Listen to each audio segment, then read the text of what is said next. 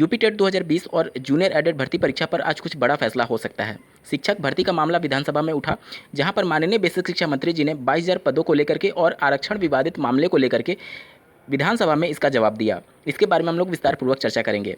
PET की परीक्षा जिसका आज 18 अगस्त को माननीय कोर्ट में सुनवाई थी, उसमें क्या कुछ हुआ, इस पर विस्तार पूर्वक चर्चा करेंगे।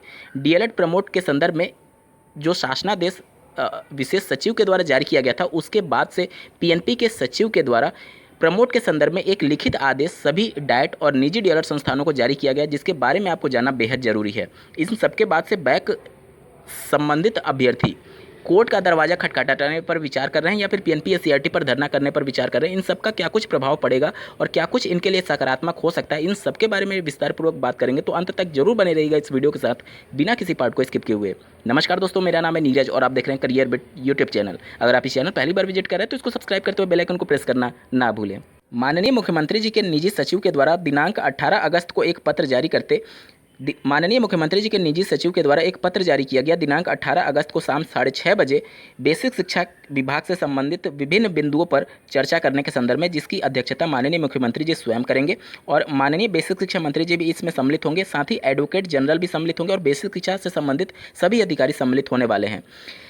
प्रशांत किशोर पांडे जी, जो कि एक पत्रकार हैं, उनके द्वारा ट्विटर के माध्यम से ये जानकारी दी गई थी कि 5 बजे जो बेसिक शिक्षा के विभाग के अधिकारियों की मीटिंग होने वाली है, उसमें 22,000 पदों के जोड़ने पर विचार होगा और 19,000 के चतुर्थ काउंसलिंग पर विचार होने वाला है। शिक्षा मित्रों के मानदेय बढ़ाए जाने के और इसके बजट और संशोधन पर महत्वपूर्ण विस्तार से चर्चा होगी। साथ ही शिक्षक भर्ती और अन्य प्रमुख पहलुओं पर भी चर्चा होने वाली है, चूँकि बेसिक शिक्षा विभाग से संबंधित 2 प्रस्ताव अभी शासन के पास पेंडिंग है, जिसमें पहला यूपी टेट परीक्षा कराना और दूसरा जूनियर एडेड भर्ती परीक्षा। इन दोनों पर भी कुछ बड़ा आज फैसला आपको देखने को मिल सकता है। हालांकि ये सिर्फ उम्मीदें हैं, क्योंकि एजेंडे में शामिल है या नहीं ये तो निजी सचिव ही जानते होंगे। हालांकि 69,000 में 22,000 पदों को जोड़ने के क्रम में आज विधानसभा में ये पूरा मामला उठा, जिस पर माननीय बेसिक शिक्षा मंत्री जी ने स्पष्ट शब्दों में कहा कि दोनों भर्ती प्रक्रिया अलग है और उसके पद को जोड़ा नहीं जा सकता। उन्होंने विपक्ष पर हमला किया कि उनके द्वारा साजिश के तहत अभ्यर्थियों को जानबूझ करके मेरे आवास पर भेजा जाता है, ताकि इस चुनाव के माहौल में अभ्यर्थियों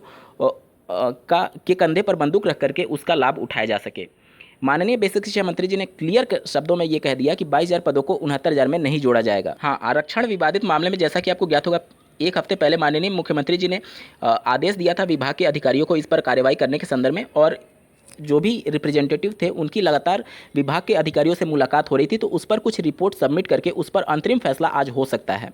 तो आज का दिन बहुत महत्वपूर्ण है। यूपी टेट जूनियर एडेड भर्ती परीक्षा, नई शिक्षक भर्ती और साथ ही साथ बेसिक शिक्षा विभाग से संबंधित अन्य प्रमुख खबरों के बारे में बात करें। यूपी ट्रिपल आयोग के द्वारा दिनांक 24 अगस्त को प्रस्तावित पीईटी परीक्षा में फॉर्म को फिर से रीओपन करने के लिए अभ्यर्थियों के द्वारा जो माननीय कोर्ट में एक याचिका दायर की गई थी, उसकी आज सुनवाई होना प्रस्तावित था। आज माननीय कोर्ट ने उस याचिका को खारिज कर दिया। मतलब जो थोड़ी बहुत भी उम्मीदें थीं आवेदन तिथि को फिर से बढ़ाए जाने के क्रम में, वो पूरी तरीके से समाप्त हो चुकी है और आयोग और सरकार की मंशा के तहत परीक्षा अपने नियत समय 24 अगस्त 2021 को ही होने जा रही है। विधानसभा में शिक्षा मित्रों के मानदेय को बढ़ाए जाने के क्रम में कुछ बजट पास हुए हैं। स्क्रीन पर आप देख पा रहे होंगे, यहाँ पर आप देख सकते हैं अनुपूरक अनुदान की आवश्यकता निम्नलिखित कारणों से हुई है। पहला, शिक्षा मित्रों के मानदेय में वृद्धि हेतु रुपए, आप देख सकते हैं इतने करोड़ रुपए मानदेय बढ़ाए जाने के लिए यहाँ पर मंजूरी दी गई है। तो अब शिक्षा मित्रों के मानदेय में बढ़ोतरी होने जा रही है। हालांकि अभी कितना बढ़ोतरी होगा ये कंफर्म नहीं है। डीएलएड चतुर्थ सेमेस्टर के ऑनलाइन क्लास के संदर्भ में एससीईआरटी के द्वारा जो पत्र जारी किया गया था, उसी पर स्पष्टीकरण देते हुए निदेशक एससीईआरटी के द्वारा 17 अगस्त 2021 को सभी जिलों के डाइट प्राचार्य को और सीटीई के प्राचार्य को पत्र लिखा गया। यहाँ पर स्क्रीन पर आप देख सकते हैं। यहाँ पर स्पष्ट करते हुए उनके द्वारा ये जानकारी दी गई है कि इसका डीएलएड पाठ्यक्रम में दी गई व्यवस्थानुसार चतुर्थ सेमेस्टर हेतु निर्धारित अवधि से कोई भी संबंध नहीं है। जो भी अभ्यर्थियों के मन में कन्फ्यूजन था कि नवंबर तक उनका प्रशिक्षण बढ़ाया गया है, उसी पर स्पष्टीकरण एससीईआरटी ने दिया है कि इसका अवधि से कोई मतलब नहीं है। ये सिर्फ एक सामान्य शिक्षण के लिए आसान बनाने के लिए दीक्षा ऐप पर कोर्सेज को अवेलेबल कराया गया। प्रमोट के संदर्भ में शासनादेश जारी होने के बाद से दिनांक 18 अगस्त 2021 को सचिव परीक्षा नियामक प्राधिकारी कार्यालय द्वारा सभी जिलों के डाइट और निजी डीएलएड संस्थानों को एक पत्र जारी किया गया तृतीय सेमेस्टर प्रमोट के संदर्भ में आवश्यक कार्रवाई करने के संबंध में। यहाँ पर जो शासनादेश जारी किया गया उसी के दो महत्वपूर्ण बिंदुओं को मेंशन किया गया, पहले और दूसरे पॉइंट में आप देख सकते हैं। इसी के क्रम में क्या कुछ महत्वपूर्ण कार्रवाई की जा रही है, इसके संदर्भ में पीएनपी सचिव के द्वारा ये अवगत कराया गया कि updledexam.in वेबसाइट पर दिनांक 19 अगस्त से 24 अगस्त 2021 तक वेबसाइट ओपन किया जाएगा। डीएलएड 2019 बैच के द्वितीय सेमेस्टर में जिनकी बैक नहीं लगी है, मतलब जो फ्रेश पास अभ्यर्थी हैं, उनको तृतीय सेमेस्टर में सिर्फ प्रमोट किया जाएगा। जिनकी बैक लगी उनको तो प्रमोट किया नहीं जाना है। तो प्रमोट करने के संदर्भ में 19 से लेकर के 24 अगस्त के बीच में वेबसाइट खोली जाएगी और सभी निजी डीएलएड संस्थान और डाइट प्राचार्य को ये जिम्मेदारी होगी कि वहाँ पर जो भी अभ्यर्थी द्वितीय सेमेस्टर में फ्रेश पास होंगे उनका डेटा अवेलेबल कराना है। साथ ही इसको अप्रूव करने के लिए जो डाइट के प्राचार्य होंगे उनके पास अथॉरिटी होगी 25 अगस्त 2021 तक की। और सभी प्रशिक्षुओं को एक फॉर्मेट दिया जाएगा जिस पर उनको एक शपथ पत्र सबमिट करना होगा कि उनके द्वारा जो भी डेटा प्रेजेंट किया जा रहा है वह उनके नज़र में बिल्कुल सही है। यहाँ पर आप देख सकते हैं ये पूरा फॉर्मेट है, ये आपको आपके कॉलेज के माध्यम से प्रोवाइड करा दिया जाएगा। प्रमोट का आदेश जारी होने के बाद से बहुत से अभ्यर्थियों में कन्फ्यूजन बना हुआ है कि किनको प्रमोट किया जाएगा, किनको नहीं किया जाएगा। देखिए, मैं पॉइंट टू पॉइंट सबकी डाउट को क्लियर करने की कोशिश करूँगा। देखिए, 19 बैच को मैं बिल्कुल किनारे करता हूँ। पहले के बैच के 18, 17, 15, 14 जो भी बैच के अभ्यर्थी हैं, 19 बैच की मैं बात नहीं कर रहा हूँ, पहले के बैच के ऐसे अभ्यर्थी जो कि बैक पेपर में सम्मिलित होने जा रहे थे, उन सबको प्रमोट का लाभ नहीं दिया जाएगा। चाहे आपकी एक सब्जेक्ट में, 2 सब्जेक्ट में बैक हो या फिर सेमेस्टर बैक हो, आपको प्रमोट का लाभ नहीं दिया जाएगा। आप जिस प्रकार से परीक्षा देने जा रहे थे उसी सेमेस्टर, उसी बैच, उसी सब्जेक्ट की आप पेपर देंगे। जैसे मान लीजिए कि 18 बैच में अगर किसी प्रशिक्षु का 3rd सेमेस्टर में सेमेस्टर बैक हुआ था, तो अभी के वर्तमान स्थिति के अनुसार आप 3rd सेमेस्टर के सारे पेपर देंगे। मतलब आपका जो स्थिति था वही स्थिति बना है। साथ ही साथ 17 बैच, 18 बैच का भी एक उदाहरण ले लेता हूँ। मान लीजिए 17 बैच में जिनकी 2nd सेमेस्टर में बैक लगी होगी या फिर सेमेस्टर बैक लगी होगी, तो आपकी स्थिति वही है जो पहले थी। आपके में कुछ भी चेंज नहीं किया गया है, ना तो आपको प्रमोट किया गया है। अगर आपका सब्जेक्ट बैक है तो आपको उस सब्जेक्ट का पेपर देना होगा, और अगर सेमेस्टर बैक है तो सेमेस्टर बैक के कंडीशन में सारे पेपर देने होते हैं उस सेमेस्टर के। तो इस कन्फ्यूजन को मन से निकाल दीजिए कि प्रमोट सिर्फ 19 बैच से संबंधित है, और वो भी उन अभ्यर्थियों से जो कि फ्रेश पास थे द्वितीय सेमेस्टर में। चलिए अब बात कर लेते हैं 19 बैच में 2nd सेमेस्टर में जिनकी बैक लगी है उनका क्या होगा। देखिए, बैक भी 2 प्रकार से होता है। पहला सब्जेक्ट बैक। सब्जेक्ट बैक के कंडीशन में अधिकतम आपकी 2 सब्जेक्ट में या फिर 1 सब्जेक्ट में बैक लगी है। उस कंडीशन में पीएनपी के द्वारा प्राप्त सूचना के अनुसार आपको 2nd सेमेस्टर के उस बैक वाले पेपर का एग्जाम देना होगा। साथ ही साथ आपको तृतीय सेमेस्टर में प्रमोट नहीं किया गया इस पत्र के अनुसार, ठीक है। तो आप उस सब्जेक्ट का बैक पेपर देंगे 2nd सेमेस्टर में जो आपकी लगी हुई है, और तृतीय सेमेस्टर के सारे पेपर आप देंगे। चतुर्थ सेमेस्टर की परीक्षा में आपको सम्मिलित होने का मौका नहीं मिलेगा। साथ ही जिनकी 2nd सेमेस्टर में सेमेस्टर बैक हुआ है, मतलब 3 या फिर 3 से ज़्यादा सब्जेक्ट्स में बैक लगे हैं, 19 बैच की मैं बात कर रहा हूँ, उन अभ्यर्थियों को 2nd सेमेस्टर के ही सारे पेपर देने होंगे। आपको 3rd सेमेस्टर के पेपर देने का मौका नहीं मिलेगा, क्योंकि 2nd सेमेस्टर के जब सारे पेपर आप क्लियर करेंगे तभी तो ये क्लियर होगा कि आप 2nd सेमेस्टर में पास हुए हैं।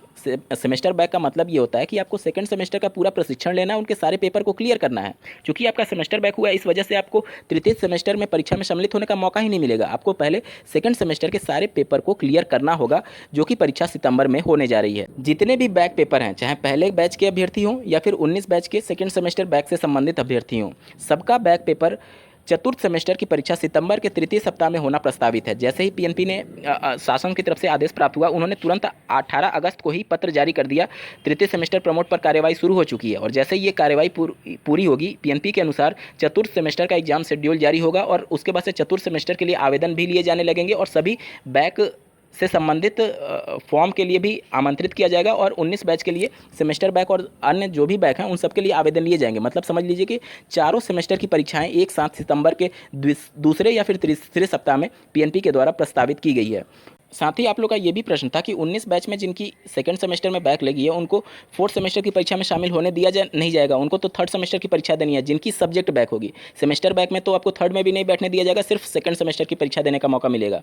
इस कंडीशन में बैक प्रशिक्षुओं का 4th सेमेस्टर कब होगा, तो देखिए 4th सेमेस्टर का परीक्षा पीएनपी के अनुसार जिस प्रकार से 18 बैच के नॉन प्रमोटेड अभ्यर्थियों का प्रमोटेड अभ्यर्थियों के 2 महीने बाद चतुर्थ सेमेस्टर की परीक्षा हुई थी, उसी के अनुसार आपकी भी जब 4th सेमेस्टर की 19 बैच की फ्रेश पास यानी प्रमोटेड अभ्यर्थियों की परीक्षा हो जाएगी, उसके 2 से 3 महीने के अंदर ही पीएनपी फिर से 4th सेमेस्टर की परीक्षा का आयोजन करेगा, और उसमें नॉन प्रमोटेड 19 बैच के अभ्यर्थियों को मौका मिलेगा चतुर्थ सेमेस्टर की परीक्षा में शामिल होने के लिए। साथ ही साथ 18 बैच, 17 बैच, 14 बैच और पहले के बैच के ऐसे प्रशिक्षु जिनका फोर्थ सेमेस्टर में बैक लगा होगा, उनके पास एक बहुत ही गोल्डन अपॉर्चुनिटी है कि आपको 2 बार मौके मिलेंगे। पहला, आप जब अभी तुरंत जो सितंबर में परीक्षा प्रस्तावित है फोर्थ सेमेस्टर की, उसके साथ आपको चतुर्थ सेमेस्टर बैक पेपर देने का मौका मिलेगा और 2 महीने बाद जब नॉन प्रमोटेड अभ्यर्थियों की फोर्थ सेमेस्टर परीक्षा हो रही होगी, उस समय भी आपको मौका मिलेगा। हालांकि इसके लिए आपको खुश होने की जरूरत नहीं है, आप पूरी कोशिश करिए कि इस बार में ही आपका बैक पेपर क्लियर हो जाए। बैक प्रशिक्षुओं के साथ मेरी पूरी संवेदना है। आज सोशल मीडिया साइट्स पर आप लोग का पूरा दर्द झलक रहा है और आपके दर्द को मैं महसूस भी कर सकता हूं, क्योंकि इसी दौर से आज से लगभग 6-7 महीने पहले 18 बैच के प्रशिक्षु भी गुजर रहे थे, जब उनको प्रमोट नहीं किया गया बैक की वजह से और उनको चतुर्थ सेमेस्टर की परीक्षा देनी पड़ी थी। अब अभ्यर्थियों के पास ऑप्शंस क्या हैं, क्योंकि बहुत से अभ्यर्थी कोर्ट का दरवाजा खटखटाने पर विचार कर रहे हैं, बहुत से अभ्यर्थी पीएनपी एससीईआरटी पर धरना करने के लिए विचार कर रहे हैं। देखिए, इसमें कुछ भी अप्रत्याशित नहीं हुआ है, ये सब कुछ पहले से प्री प्लान्ड था। क्योंकि जिस प्रकार से 18 बैच को ट्रीट किया गया, क्या आपको उम्मीदें थी कि आप 18 बैच में जब बैक प्रशिक्षु को प्रमोट नहीं किया गया तो 19 बैच में प्रमोट किया जाएगा? अभी तक जिस भी वीडियो में मैंने आप सभी को अपडेट दिया था इस बैक पेपर से संबंधित, उसमें प्रत्येक वीडियो में मैं आप सबको बोलता था कि जब भी धरना हो प्रमोट के संदर्भ में, तो उसमें कम से कम बैक प्रशिक्षुओं को रिप्रेजेंट करने के लिए एक अभ्यर्थी होना चाहिए, ताकि वह पीएनपी एससीईआरटी पर 18 बैच प्रमोट के संदर्भ में जो गलतियाँ की गई थी उस गलतियों को ना दोहराया जाए। लेकिन यहाँ पर बैक प्रशिक्षुओं के पूरे मुद्दे को पीएनपी एससीईआरटी पर सही से नहीं रखा गया, जिसकी वजह से आज फिर से 18 बैच वाली गलती पीएनपी और एससीईआरटी ने दोबारा दोहरा दी है। अब पीएनपी एससीईआरटी पर धरना का क्या कुछ निष्कर्ष निकल सकता है? तो देखिए, शासनादेश जो जारी हुआ है उसमें क्लियर मेंशन किया गया है कि बैक प्रशिक्षुओं को तृतीय सेमेस्टर प्रमोट नहीं किया जाएगा। इसी प्रकार से 18 बैच में भी धरना पर विचार चला, काफ़ी दिन तक अभ्यर्थियों ने धरना प्रदर्शन किया, 1 हफ्ते तक उन पर पुलिस से लाठीचार्ज भी किया गया, लेकिन कुछ पॉजिटिव रिस्पॉन्स देखने को नहीं मिला। क्योंकि सरकार एक बार जो आदेश दे देती है, पीएनपी एससीईआरटी उसी को पीएनपी और एससीईआरटी के लिए एक तरीके से समझ लीजिए कि पत्थर की लकीर हो गई, उसके इतर वो कुछ भी विचार नहीं करेंगे। दूसरा, अभ्यर्थियों के द्वारा कोर्ट जाने पर विचार हो रहा है। तो देखिए, इसी प्रकार का मामला 18 बैच से संबंधित कोर्ट गया था, उस पर काफ़ी दिन तक करीब 3-4 उस पर हियरिंग लगी, पूरा बाकायदा उस पर चर्चा भी हुआ। जिस प्रकार से अन्य कोर्सेज में बैक के साथ अभ्यर्थियों को प्रमोट किया जा रहा था करंट सेशन में, उन सब तथ्यों को भी रखा गया, सब कुछ हुआ। लेकिन अंततः फैसला यही हुआ माननीय कोर्ट की तरफ से कि इस पूरे याचिका को ही खारिज कर दिया गया। अब जब भी आप लोग के द्वारा केस किया जाएगा, तो जो भी पीएनपी एससीईआरटी और शिक्षा विभाग से संबंधित जो वकील थे, उनके द्वारा उसी जजमेंट को फिर से माननीय कोर्ट के समक्ष प्रस्तुत किया जाएगा कि इसी मामले पर आपके द्वारा ये आदेश दिया गया था कि केस खारिज किया गया और अभ्यर्थियों को राहत नहीं दिया गया था। उस आदेश के तुरंत सामने आने के बाद से माननीय कोर्ट फिर से इस याचिका को खारिज कर देगी। देखिए, मैं किसी को डीमोटिवेट नहीं कर रहा हूँ, लेकिन जो सही है, मैं आपका समय बर्बाद नहीं करना चाहता। देखिए, कोर्ट कचहरी का मामला बहुत लंबा प्रोसेस होता है, या फिर धरना प्रदर्शन, ये सब चीज़ें बहुत कॉम्प्लिकेटेड चीज़ें होती हैं। आपका समय बर्बाद ना हो और आपके लिए बेहतर ऑप्शन क्या हो सकता है, इसके लिए मैं आप सभी को बता रहा हूं, क्योंकि ये सभी चीज़ 18 बैच के साथ गुजर चुकी हैं। आपके साथ ना गुजरे, आपका समय बर्बाद ना हो और आप सही दिशा में आगे बढ़े, इस वजह से मैं आप सबको ये सभी चीज़ें बता रहा हूँ। कुल मिलाकर के ये है कि ना तो धरना प्रदर्शन से पीएनपी एससीईआरटी सुनेगी और ना ही कोर्ट के माध्यम से आप लोग को कुछ राहत मिलेगा। अगर आप लोग को कुछ राहत मिल सकता है तो पीएनपी एससीईआरटी पर दबाव बना करके बस इतना किया जा सकता है कि चतुर्थ सेमेस्टर की परीक्षा 2 महीने के अंदर हर हाल में कंडक्ट करा ली जाए। क्योंकि 18 बैच के अभ्यर्थियों के लिए एससीईआरटी ने लिखित रूप से आदेश जारी किया था कि इनका 2 महीने में परीक्षा करा लिया जाए, तब जाकर के उनकी परीक्षाएं पीएनपी के सचिव के द्वारा कराई गई थी। अगर आप लोग के संबंध में भी इसी प्रकार से एक लिखित आदेश जारी हो जाता है, तब जाकर के आप लोग को राहत मिलेगा। अन्यथा की कंडीशन में इस प्रकार से वर्चुअल या फिर मैनुअली बोलने से पीएनपी एससीईआरटी ऐसे बहुत आश्वासन देती है। तो इन सब को लेकर के आपको एक लिखित आदेश एससीईआरटी से जारी करवा लेना चाहिए, ताकि कम से कम फोर्थ सेमेस्टर के बाद 2 महीने के बाद आपके नॉन प्रमोटेड अभ्यर्थियों की भी चतुर्थ सेमेस्टर की परीक्षा का आयोजन करा लिया जाए। ऐसे ही महत्वपूर्ण अपडेट्स के लिए इस चैनल को सब्सक्राइब करना ना भूलें। इस वीडियो को देखने के लिए आपका बहुत बहुत धन्यवाद। भगवान करे आपका दिन शुभ हो।